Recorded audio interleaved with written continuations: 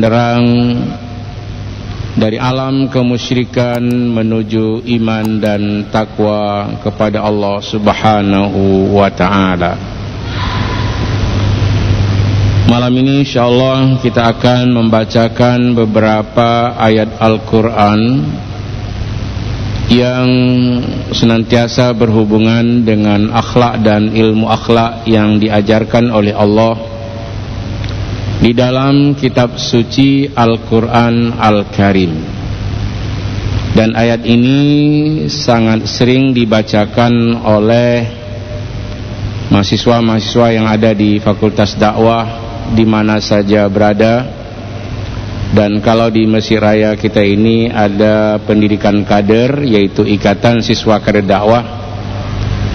Ayat inilah yang menjadi pedoman bagi para instruktur, guru-guru yang mengajarkan tentang etika dakwah yang diajarkan di dalam kitab suci Al-Quran Al-Karim.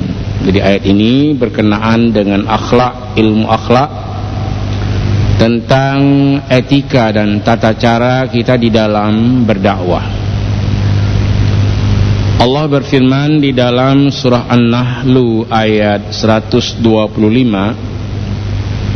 A'udzubillahi minasyaitonirrajim. Bismillahirrahmanirrahim. Ud'u ila sabili rabbika bil hikmati wal mau'izatil hasanah wajadilhum billati hiya ahsan. Ini ada beberapa petunjuk Allah dalam cara kita berdakwah. Dakwah memang diperintahkan oleh Allah, dan etika dakwah juga diperintahkan oleh Allah.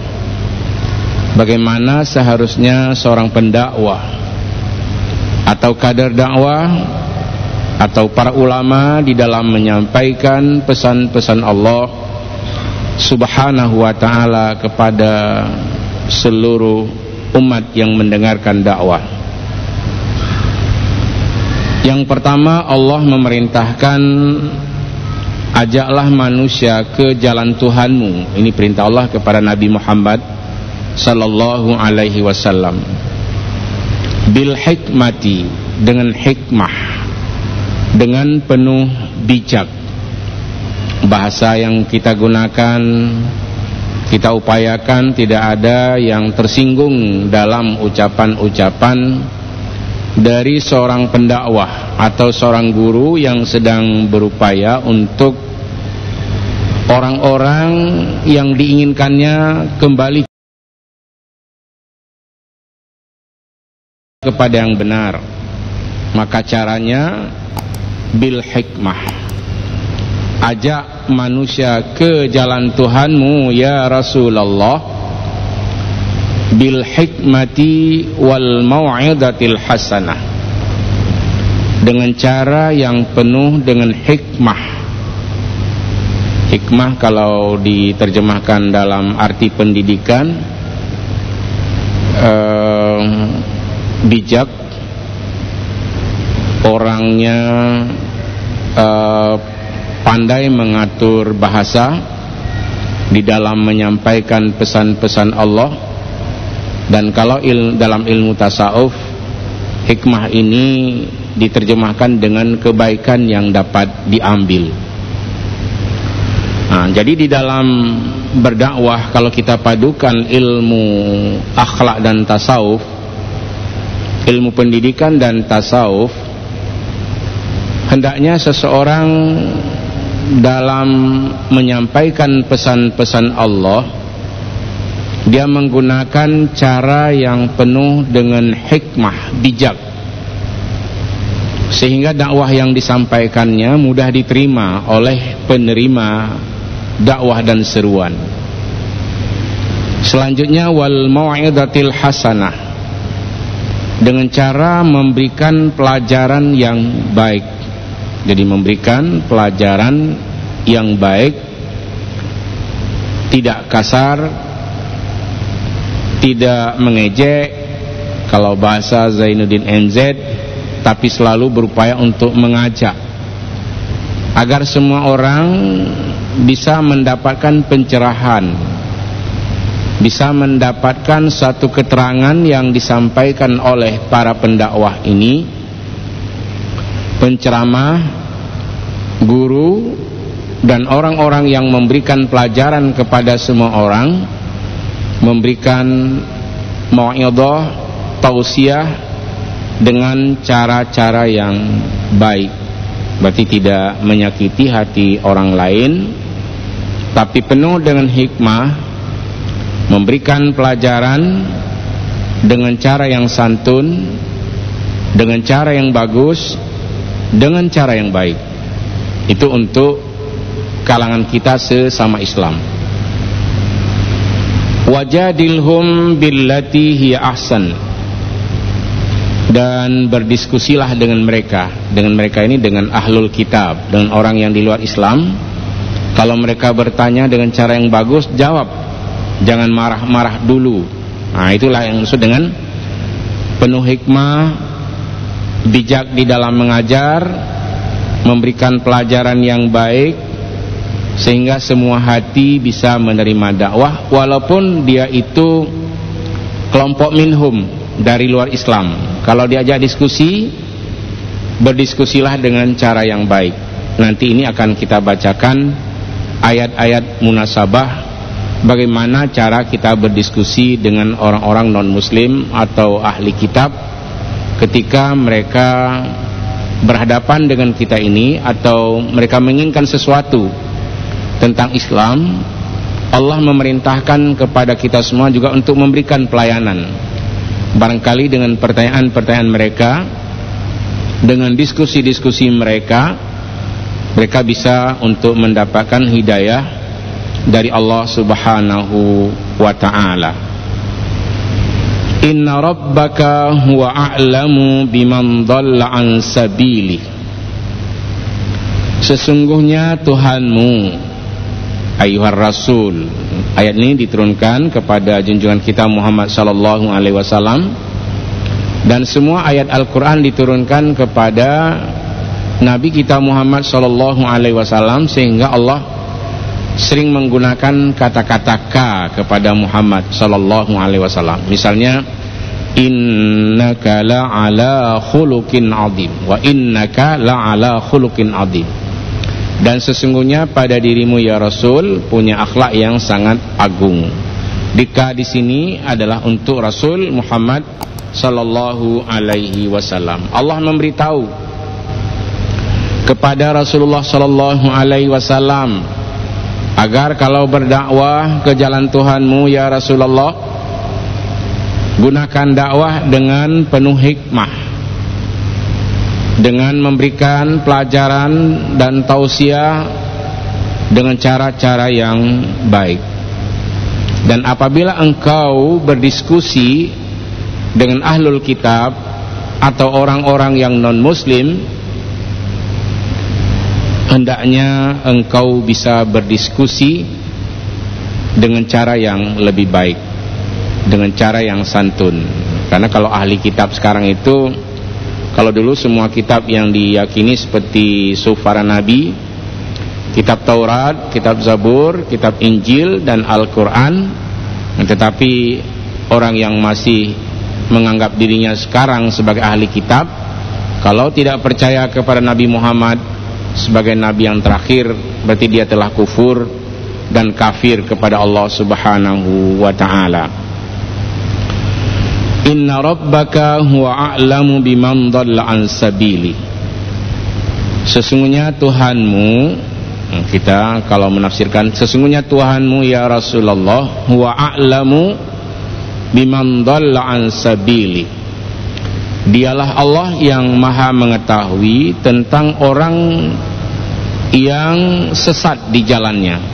Ini ada orang yang memilih jalan sesat. Dalam kehidupan ini ada orang meskipun sudah diberikan petunjuk, sudah diberitahu tentang jalan-jalan yang benar, tapi masih banyak juga orang-orang yang memilih jalan yang sesat, jalan yang maksiat, jalan yang mungkarat, jalan yang durjana dan durhaka kepada Allah itu banyak sekali, dan jumlahnya hanya Allah yang maha mengetahui. Kita tidak tahu pasti berapa jumlah mereka, dan kalaupun dibuat penelitian di dunia tidak akan ditemukan angkanya berapa jumlah orang yang bermaksiat di alam ini. Sama seperti orang menyebut semut di dunia ini banyak sekali.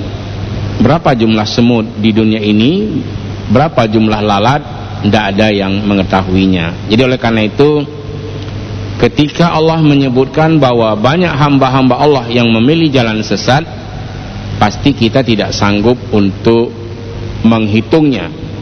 Yang jelas Allah lah yang maha mengetahui siapa di antara hambanya yang memilih jalan sesat dalam kehidupan ini. Semoga jalan sesat ini jangan dipilih oleh umat Islam. Contoh misalnya Allah memerintahkan sholat, nah kita berdebat dengan Allah, nggak mau sholat. Kita lawan Allah, nggak mau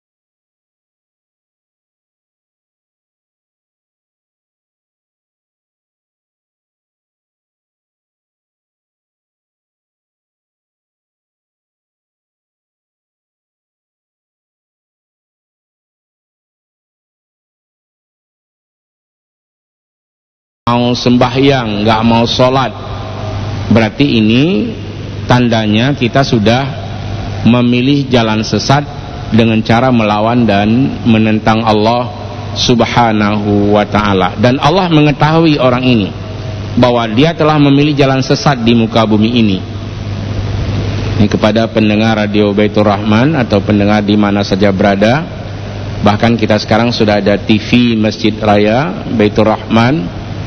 Mari para pemuda yang belum tergugah dan orang tua yang belum tergugah untuk menegakkan sholat, misalnya di warung-warung kopi, minum sebelum maghrib, kemudian ditutup pintunya dengan mematikan lampunya, rela untuk meninggalkan sholat. Memang tidak ada yang tahu, tapi Allah yang maha memantau tahu ini orang sedang memilih jalan sesat. Sholatlah, sholat, karena sholat itu tiang agama. Jangan sekali-kali tiang agama itu kita runtuhkan.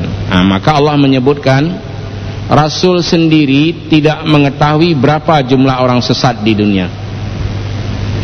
Para nabi, para rasul tidak mengetahui berapa jumlah orang yang sesat, memilih jalan sesat di dunia ini. Hanya Allah yang lebih mengetahui. Inna rabbaka huwa a'lamu biman dhalla an sabili. Sesungguhnya Tuhanmu ya Rasulullah, dialah yang paling mengetahui, yang sangat mengetahui tentang orang-orang yang sesat di jalannya, karena dia memilih jalan sesat. Padahal kalau sekiranya semua umat ini memilih jalan yang baik, jalan yang benar, berbahagia dia. Inna hadainahu sabila imma syakira wa imma kafura. Sesungguhnya kami hanya menunjukkan dua jalan. Ada jalan syukur dan ada jalan kufur. Suatu hari saya pernah mendengar ceramah subuh yang disampaikan oleh dokter dari IDI kita, Ikatan Dokter Indonesia. Beliau membacakan ayat ini dan juga menafsirkan secara medis. Allah sudah menunjukkan dua jalan. Inna hadainahu sabila, sesungguhnya kami telah menunjukkan dua jalan. Ada yang memilih jalan syukur, ada yang memilih jalan kufur. Sebenarnya kalau ditinjau dari segi kesehatan ini, kalau kita tiap hari diberi sehat oleh Allah, kita syukuri nikmat sehat ini dengan selalu bersyukur pada Allah subhanahu wa ta'ala.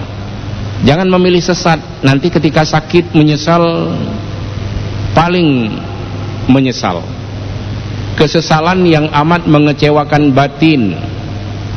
Maka ayat yang dibacakan oleh dokter kita ini, bahwa mensyukuri nikmat Allah dengan nikmat sehat itu sesuatu yang amat mahal. Coba kita datang ke rumah sakit Apa keinginan mereka? Untuk sehat. Maka kalau kita tanyakan pada orang sakit, nikmat apa yang paling mahal? Jawabannya adalah nikmat sehat. Maka pilih jalan syukur kita. Bersyukur kepada Allah.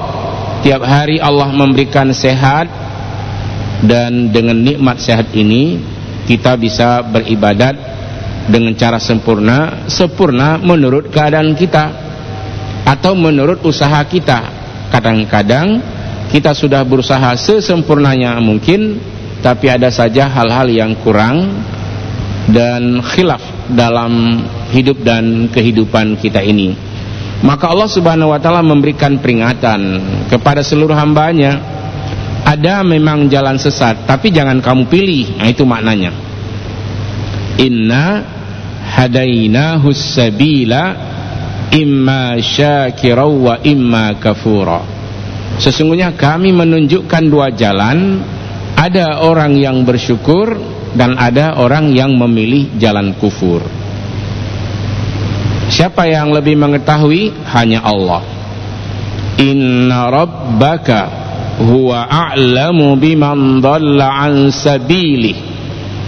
Sesungguhnya Tuhanmu dialah Allah yang sangat mengetahui dengan hamba-hambanya yang memilih jalan sesat. Nah, berarti Allah sudah memberikan petunjuk, sampai dengan petunjuk bagaimana cara mengajar, bagaimana cara kita memberikan penyuluhan, bagaimana cara kita berdakwah, bagaimana cara kita untuk menyampaikan pesan-pesan Allah atau ceramah-ceramah, memberikan tausiah. Sudah disebutkan, hendaknya engkau berlaku hikmah, hendaknya engkau berikan pelajaran yang baik kepada seluruh umat manusia. Bila ada yang membantahmu, engkau diskusi dengan mereka dengan cara-cara yang baik. Ini petunjuk Allah, etika dakwah, etika mengajar. Tetapi ada pengetahuan yang diberikan oleh Allah Subhanahu wa ta'ala. Meskipun dakwah sudah disampaikan, meskipun tausiah sudah disampaikan, meskipun pengajaran dan pendidikan sudah diajarkan, tetap saja nanti ada orang yang memilih jalan yang tidak benar atau jalan yang sesat. Misalnya Allah senang kepada hambanya yang memakan makanan yang halalan thayyibah, yang halal dan baik. Tapi apakah semua orang senang dengan makanan yang halal dan baik? Oh, jawabannya banyak sekali orang-orang yang memilih makanan-makanan yang haram, yang telah diharamkan oleh Allah Subhanahu wa ta'ala. Maka orang ini disebut sebagai hamba-hamba Tuhan atau makhluk-makhluk Allah yang memilih jalan sesat, yang memilih jalan kufur dengan cara membantah dan melawan Allah Azza wa Jalla. Wa huwa a'lamu bil muhtadin.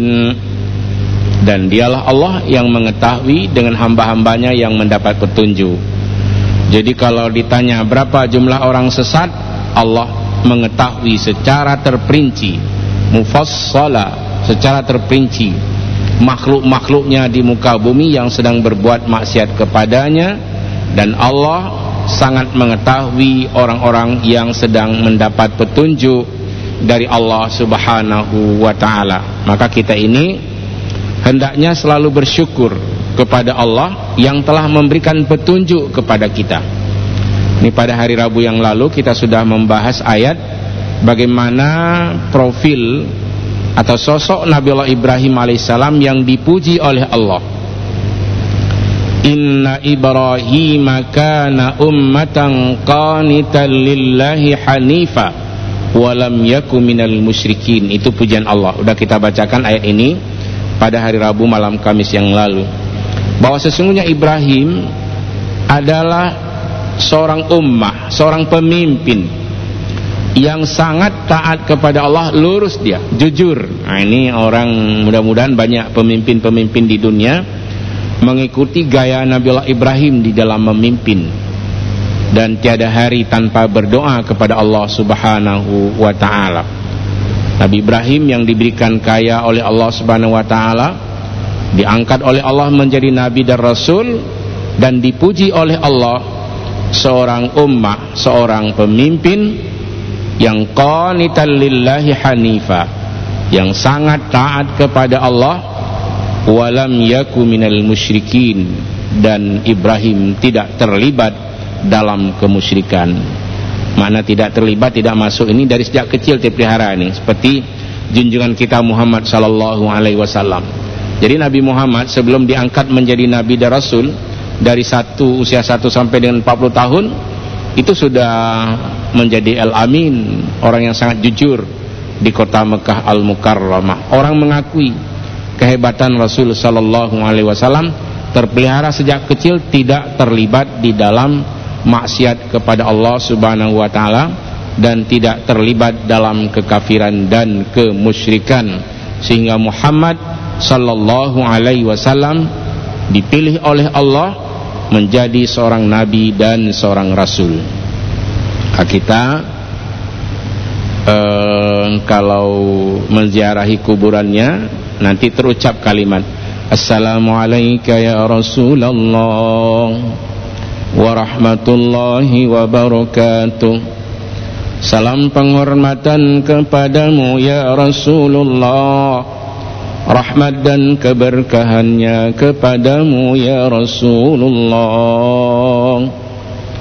Assalamualaikum ya Nabi Allah, salam penghormatan kepadamu wahai Nabi yang diangkat oleh Allah.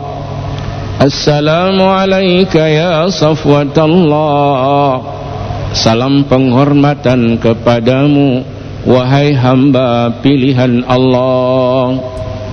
Assalamualaikum ya Habiballah, salam penghormatan kepadamu wahai kekasih Allah.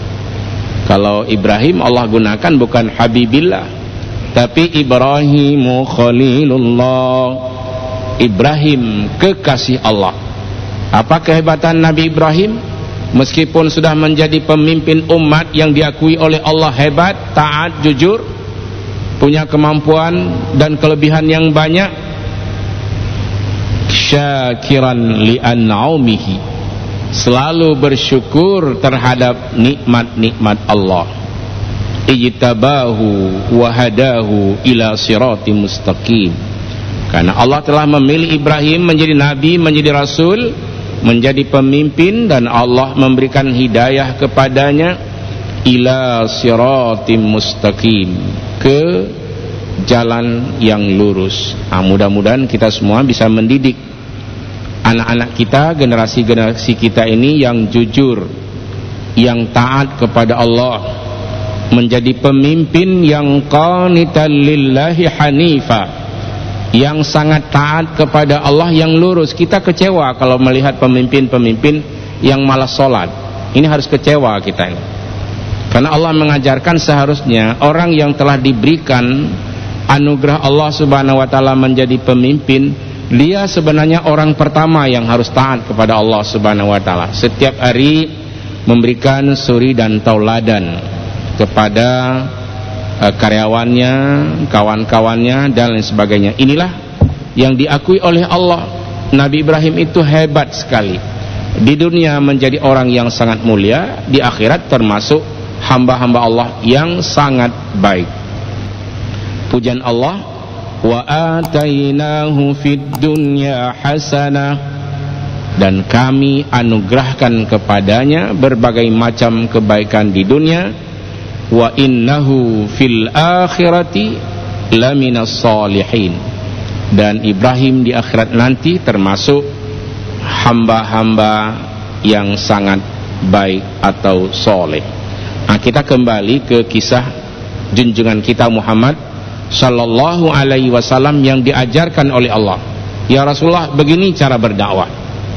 "Ya Rasulullah, begini cara untuk menyampaikan ceramah tausiah dan peringatan-peringatan yang engkau berikan kepada seluruh umatmu, tapi tidak mudah." Ini bahasanya, pasti ada tantangan.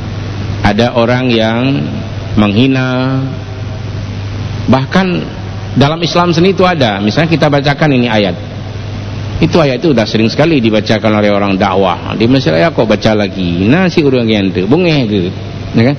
Kata ayat rupai kaji ke baca kan, kamu bungeh ke? Tak boleh seperti itu. Kita dengarkan lagi bahwa ini adalah petunjuk dan arahan Allah kepada Nabi kita Muhammad sallallahu alaihi wasallam. Kalau engkau ya Rasulullah menyuruh umat manusia ke jalan Allah, caranya engkau hendaknya bijak, penuh dengan tidak cepat marah, tidak mengandalkan emosi. Barangkali setelah disampaikan dakwah ada orang yang kurang berkenan, marah dia, maka sambut kemarahannya dengan kelembutanmu ya Rasulullah. Sambut celaan dan hinaan orang-orang yang mendengarkan dakwah itu dengan cara yang bijak. Engkau berikan pelajaran yang baik, engkau sentuh hati dan pikirannya. Dan jika ada yang mendebatmu atau ingin berdiskusi denganmu, wajadilhum billati hiya ahsan, berdiskusilah dengan mereka. Sebenarnya mereka di sini adalah ada orang-orang di luar Islam nanti yang berdiskusi. Kan sering kalau kita lihat di Instagram, di WA itu ada Zakirnet, itu yang hadir untuk berdiskusi ribuan orang, hanya kadang-kadang sangat mencela Islam, tapi kemudian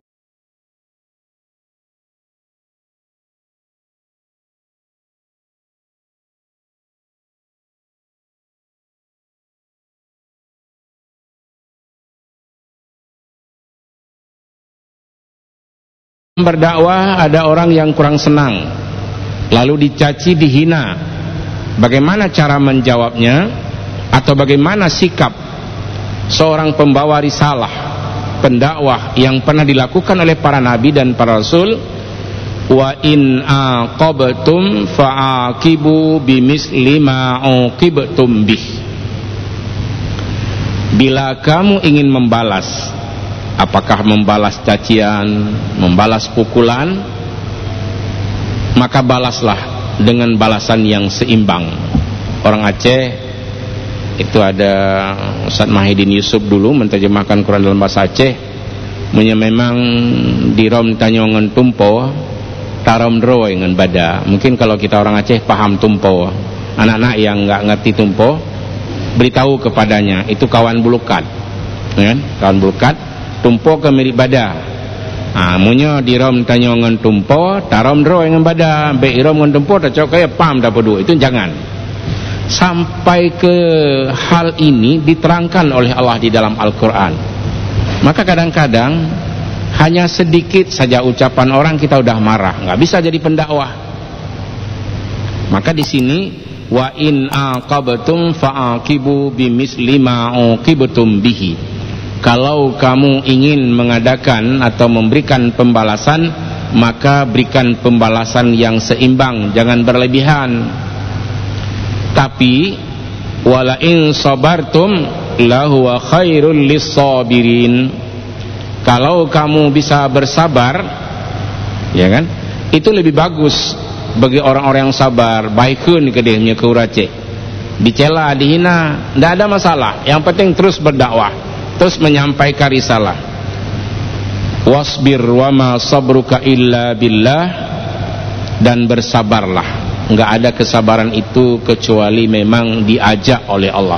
Seseorang yang bijak itu dituntun oleh Allah untuk berlaku bijak, dan Nabi dipesankan oleh Allah, enggak ada kesabaran yang kamu sangat sabar ya Rasulullah kecuali anugerah Allah Subhanahu wa taala. Wala tahzan alaihim, dan jangan gundah dengan tingkah laku orang-orang kafir.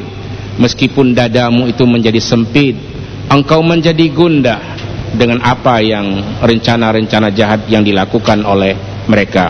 Yang terakhir, innallaha ma'al ladzina taqaw wal ladzina hum muhsinun. Sadaqallahul azim. Sesungguhnya Allah bersama dengan orang-orang yang bertakwa dan bersama dengan orang-orang yang selalu berbuat baik. Malam ini kita sudah mengakhiri kajian tentang ayat akhlak dan ilmu akhlak yang ada di dalam surah An-Nahl. Semoga Allah memberikan rahmat kepada kita semua. Wabillahi taufiqi wal hidayah. Wassalamualaikum warahmatullahi wabarakatuh.